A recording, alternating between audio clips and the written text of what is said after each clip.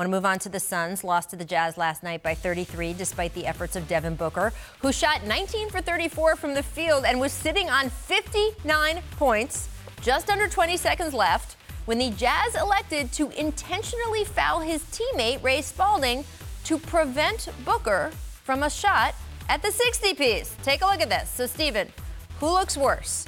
The Suns for letting Booker go off for 60 when I think they lost by, what, 30 or something like that? 30. Or the Jazz for preventing that 1 point? Well, the Suns definitely. First of all, you don't want to teach that to your team. You're already getting blown out. Stats is the last thing you worry about. Coach, you don't put the guy in the game, your star player, the guy you're building your future for on. You can go out there and get hurt. He'll miss the whole season next year. You're going to regret that. So everything they done was all wrong. Putting him in the game and even going for 60 points was all bad. You remember this? I was going to say the 70 points, yeah, right? 7. The same thing happened in Boston. Even worse. They got beat that night. I will say this about the Jazz. You know, we criticized the Raptors for years about, quote-unquote, letting Kobe get the 81. Mm-hmm. I mean, I kind of respect the Jazz here. They obviously felt like it was a little bit against the spirit of the game to bring Booker back in. So, like, all right, this is how we're going to react to it. But also, if you're the coach and Devin Booker's about the only thing you've got going, and he comes to you and says, I want to go back in the game. In reality, I mean, we can talk about it may not be the right decision for the franchise. Mm-hmm. Good luck telling your star player that you don't want him to go in the game. So I kind of understand both actions. Big fella had 32, though. The big fella had 32. Ayton had 30 points, too. So he helped out a little bit, but at the same time, what are you teaching your team? It's cool to get your stats and lose. Like, you don't celebrate losing. You never should. And they did the same thing when he scored 70 points. They even took a picture. I was upset with some of the veteran guys on that picture for even supporting that. You're sending the wrong message. Well, apparently that got heard because they took no picture last night, although maybe it's because maybe they took pictures, they just didn't put them on IG. I don't know. I mean, Stephen, you were drafted by the Suns. You spent a lot of time in Phoenix. How worried are you? This game aside, Devin Booker is a talent. He can do this in the league. Yes.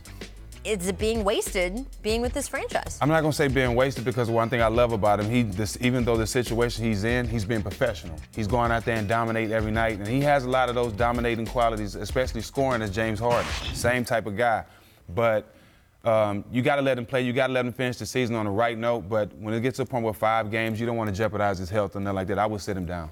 The Suns could be guilty of wasting a lot of things. Right. They've wasted draft picks. Some would argue by not going all in on spending that they wasted Amari Stoudemire's prime.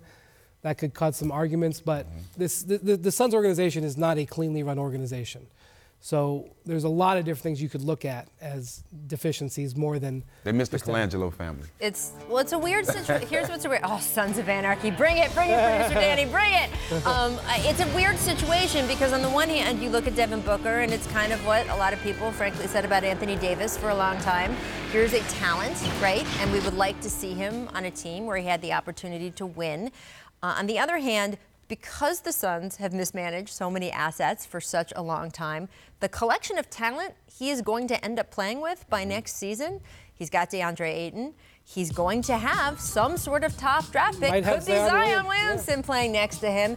In theory, when you look at the young talent on this team, all on the same schedule, Stephen, it should be, I mean, they should be locked and ready to go next year, but it's hard with the Suns to feel like that's actually going to happen. Yeah, but at the same time, all it has to come together with the coaching staff, with the right draft pick. All it has to come together. They're going in the right direction. I have to say that. They're definitely going in the right direction. They're having interviews right now for their general manager job. So that decision's a big one, and that will set the tone for the next few years. My question, though, is if Robert Sarver is going to let whoever he gives that job to actually do the job. Because you mentioned Colangelo, you mentioned some of the people who've run that team in the past.